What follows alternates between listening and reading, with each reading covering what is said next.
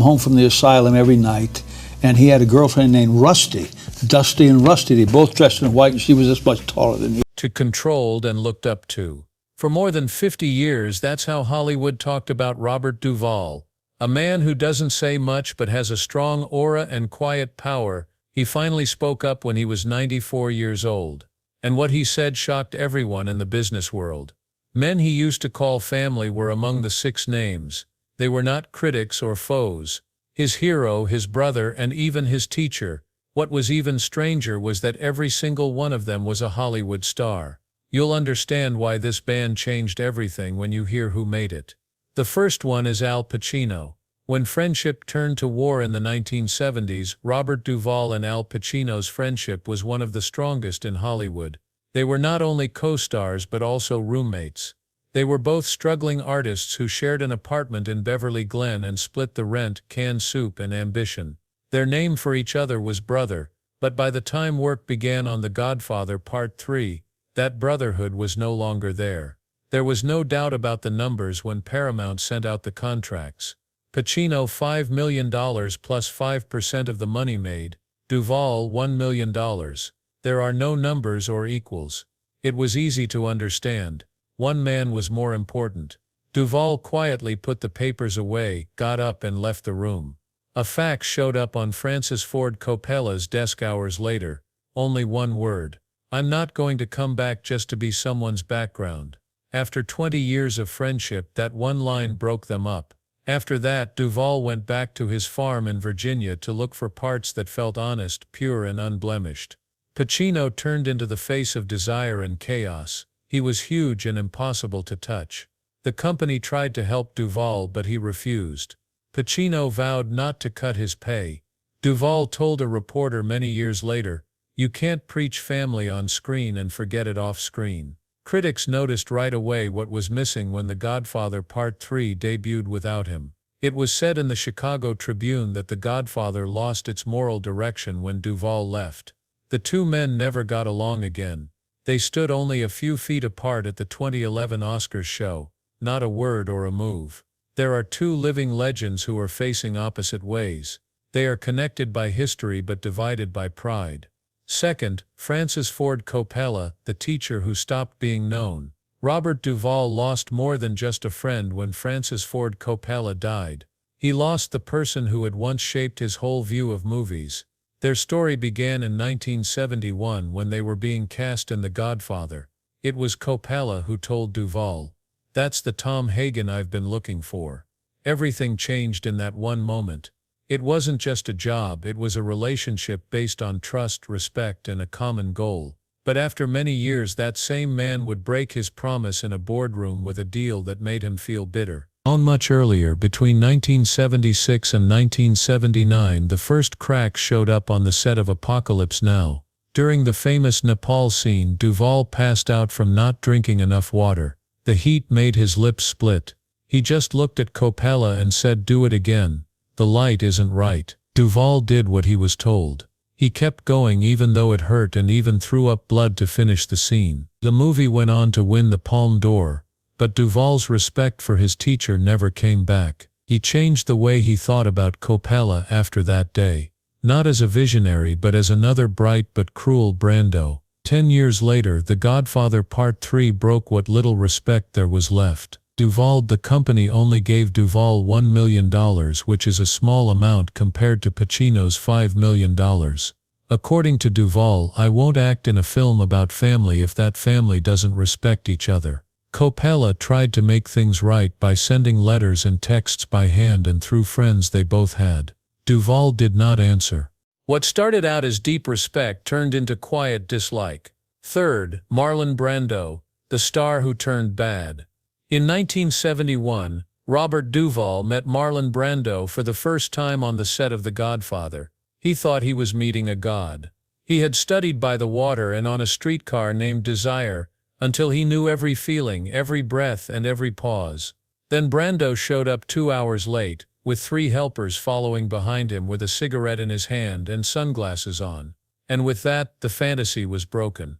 Brando turned down practice. He told them to put cards on the walls and even on the players' backs. He changed lines out of the blue which threw off the flow of every scene. Duvall, who was very organized and precise, saw chaos pass for genius. After the fact, Duvall said, he was the soul of the film, and the enemy of every actor in it. When Paramount gave Brando a $50,000 bonus in secret, Duvall got up during the news conference, left without saying a word, and did it behind closed doors. That was the last time he said anything nice about Marlon Brando. The 1973 Oscars were the night that everything changed. Marlon Brando had a protester turn down his award for Best Actor live on national TV. People in half of America cheered and called it brave. One more thing was seen by Robert Duvall. After the fact, Duvall told a friend, he turned our work into a protest. He thought Brando had gone too far because he cared more about show than content and making noise than art. After that night, respect turned into dislike. Duvall didn't want to go to Brando's funeral in 2004 when he died. Frank Ford Coppola got a simple white card in the mail from him that said, "Let it end." Duvall saw the man who had inspired him as a symbol of everything he didn't like about Hollywood. There is haughtiness, chaos, and politics that aren't serious but try to look like they are. Stanley Kubrick is the fourth person. Duvall, who was very smart, called the enemy of performers. Robert Duvall wasn't just against Stanley Kubrick, he didn't like what the man stood for. At a Hollywood Reporter roundtable in 2010, Duvall shocked everyone by saying, "To me the great Stanley Kubrick was an actor's enemy." It got cold in the room. Ryan Gosling looked at her funny. Jeff Bridges laughed in a strange way. But Duvall wasn't kidding. He wasn't being mean or jealous when he criticized. It was the right thing to do. He did not see Kubrick's endless retakes, 70, 80, and sometimes 100 as art, but as cruelty dressed up as beauty. He can't even tell the difference between take 1 and take 70. He was asked by Duvall.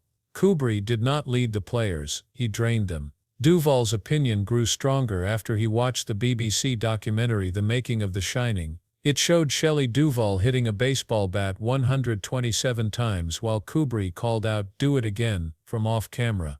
That wasn't directing. Afterward, Robert Duvall said, that was punishment. Kubrick had asked Duvall to talk about a part in the Aryan Papers many years before. Duvall agreed because he was interested, but the meeting didn't warm him up. Kubrick talked about lighting, music, and rhythm for 30 minutes, but he never talked about how he felt. Duvall remembered that the air in that room was as cold as a morgue. After the fact, when reviewers called Kubrick a visionary, Duvall wouldn't join in. In an interview with Esquire, he said that he was a genius, but a genius who doesn't care. Hollywood turned against him after that one line. He never took it back though. Robert Darrow is number 5. There were two ways to fight the Cold War. There was friction between Robert Duvall and Robert Darrow, but they never yelled at each other or fought in public. Each and every polite conversation at an award show and on camera. There was an unspoken war going on between two masters and two beliefs, and neither man ever really let go of their anger. Robert Duvall once said one razor-edged thing that said everything he felt about Robert Darrow. He can play Italians well. Wonderful. Of course, it didn't sound like praise at first. Duvall's cool delivery hid his quiet criticism of what he thought Darrow had turned into. An actor who was obsessed with changing roles through clothes, accents, and physical changes that hid an empty heart. Since both of them became famous for their roles in The Godfather Part 2, they have had a quiet feud. Unlike Darrow, who shaved his head for Taxi Driver and put on 60 pounds for Raging Bull, who didn't, Duvall's figures were based on stillness, silence, and power. He once said, "The work isn't in the weight gain, it's in the quiet." A lot of people saw that one quote as a subtle dig at Darrow's method crazy. Hollywood loved how Darrow could change. Duvall saw hubris. He saw Darrow as live proof that obsession could look like depth. It scared younger actors that if they stuck to the method too much it could make them look like bad versions of themselves on stage. When Darrow started to appear in sitcoms like Meet the Parents and Analyze This years later, Duvall is said to have said under his breath, "There's the mask cracking." Darrow ever wrote, "Refused to participate. Bob's a serious actor," he said in a calm voice one time. "We just have different energies." That was the nice version for the people. In private, the two men stayed away from each other for many years. Bruce Beresford is number 6, the Oscar that made a mark. Robert Duvall has been angry at director Bruce Beresford ever since they won their first and only Oscar together. The movie was 1983 by Tender Mercy. It was a quiet, heartfelt story about a country singer who has lost everything and is looking for redemption. On paper, it should have been the best moment of Duvall's career, but behind the scenes it was one of the worst things that ever happened to him. Beresford wanted a lot of takes to fix Duvall's rhythm while they were shooting in Texas. At last the actor lost it. He told the director that a drunk person never talks slowly, so he wouldn't do the scene again. Beresford stood his ground, so Duvall did something about it. Without telling the director, he secretly filmed one of the movie's most emotional scenes, the church performance, early one morning.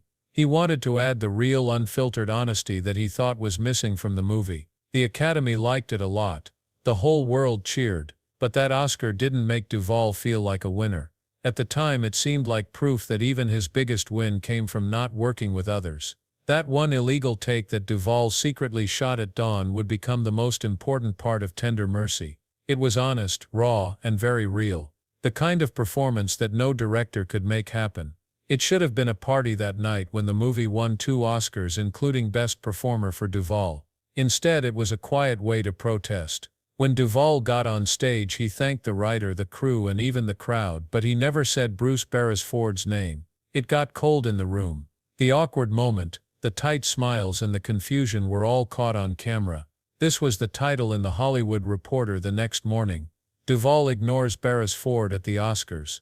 Afterward, Beresford told the Sydney Morning Herald, "I respect him, but we can't work together ever again." Duvall never told them sorry. He only said, "Sometimes you have to choose loyalty to the character or to someone else," when asked about it years later in his studio. They did not talk again.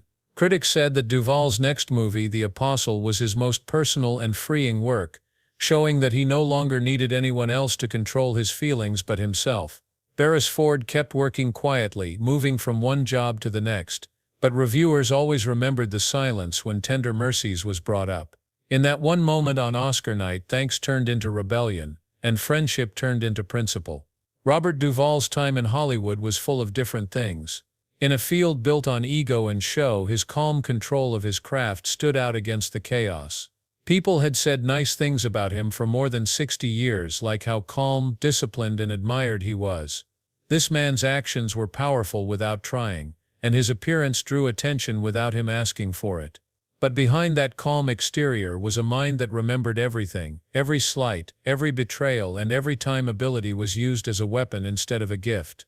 Duvall finally spoke out about the people who had changed him in ways that no one else could see when he was 94 years old, calling out 6 stars and directors who he used to admire but now saw as enemies.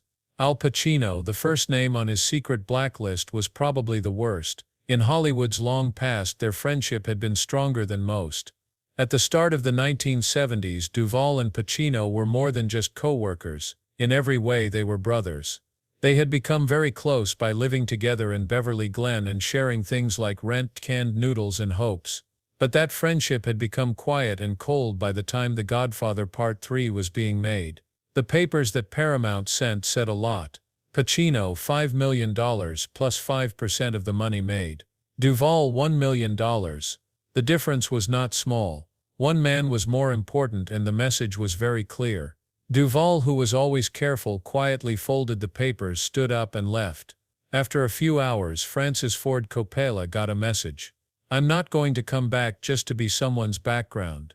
After 20 years of friendship, all that's left is 4 words on a piece of paper. After that breakup, Duvall had to leave the high-stakes glitz of Hollywood and return to his farm in Virginia for a more peaceful life. While Pacino became the public face of ambition and chaos, Duvall looked for parts that felt real and honest, ones that let him create without giving in to the politics and vanity that he found too much. The studio tried to calm things down but failed. Pacino would not take a pay cut. Duvall would not give up on his beliefs. Duvall would say in later comments, "You can't preach family on screen and forget about it off screen." That simple but damaging line showed how morally clear he was when he made art, putting the work and the story ahead of everything else. Following Duvall on the list was Francis Ford Coppola, who had taught and coached him and had seen him play Tom Hagen in The Godfather. During the casting process, Coppola looked at him and said, "That's the Tom Hagen I've been looking for." A single line that changed the course of Duvall's life. But being brilliant did not protect against the cracks that would show up over time. During the hard work that went into making Apocalypse Now, Duvall passed out from lack of water during the napalm scene. The heat made his lips crack and feel raw. Coppola's answer was very professional. "Do it once more. The light isn't working right." Duvall did as he was told. Even though he was vomiting blood, he finished the scene, which shows how skilled he was. But the respect he used to have for Coppola started to fade. 10 years later, The Godfather Part 3 offered him a deal that was a fraction of Pacino's. The studio's betrayal and his belief that Coppola was involved ended any admiration he still had for Pacino. After the fact, Duvall told the actor in his studio, "Sometimes you have to choose whether to be loyal to the character or to someone else." The student had turned into a judge of his teacher, and Duvall saw that respect had turned into enmity. Third place went to Marlon Brando, the movie star who used to seem like a mythical being. He made Duvall feel like he was with a god the first time they met on the set of The Godfather. He had spent hours and hours studying Brando's roles, remembering every detail of On the Waterfront and A Streetcar Named Desire. But the illusion was broken by truth. Brando showed up late with sunglasses, a cigarette, and helpers following him around. He didn't pay attention to rehearsals and instead relied on cards that were taped to walls and even to the backs of other players.